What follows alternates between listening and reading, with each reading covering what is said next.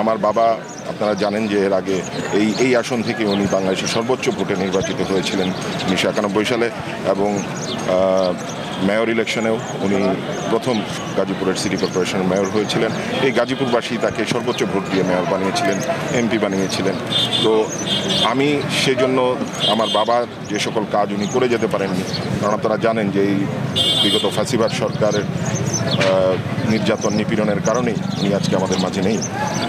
আমি চেষ্টা করব যে তার যে স্বপ্নগুলো ছিল গাজীপুর মানুষের জন্য সেগুলো নিয়ে কাজ করার জন্য। গাজীপুর 2 আসনের মনোনয়নের মাধ্যমে আমি মনে করি যে শুধু গাজীপুর 2 আসন নয়, কারণ গাজীপুর 2 সদর আসনটি এটি খুব গুরুত্বপূর্ণ একটি আসন গাজীপুরের মধ্যে এবং ঢাকার পার্শ্ববর্তী এলাকা হিসেবে টানা তৃতীয়বার অর্জন করেছে দেশের সেরা সুপার ব্র্যান্ড স্বীকৃতি বসুন্ধরা টিস্যু। গাজীপুরের এই আসনটি অত্যন্ত গুরুত্বপূর্ণ। তো এই মনোনয়ন শুধু গাজীপুর 2 আসনের জন্য নয়, এটা গাজীপুরের প্রতিটি মানুষের প্রত্যাশা পূরণ হয়েছে আজকের এই মনোনয়নের মাধ্যমে।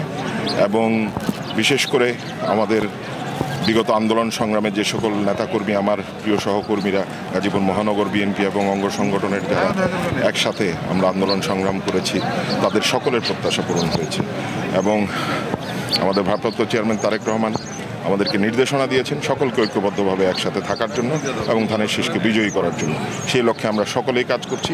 এবং এখানে যারা অন্যান্য মনোনয়ন প্রত্যাশী ছিল, আপনি জানেন বিএনপি একটি বড় দল, এখানে মনোনয়ন প্রত্যাশী থাকতেই পারে, কিন্তু আমার সকলের সাথে কথা হয়েছে কালকে মনোনয়ন প্রাপ্তির পরপরই, এবং তারাও সকলে আমাকে আশ্বস্ত করেছে যে তারা সকলে আমার সাথে একসাথে মিলে কাজ করবেন। আমি দলের নেতাকর্মীদের বলবো যে আমরা যেন কেউ অতি উৎসাহী হয়ে আমরা যেন কেউ এমন কোনো কিছু না করি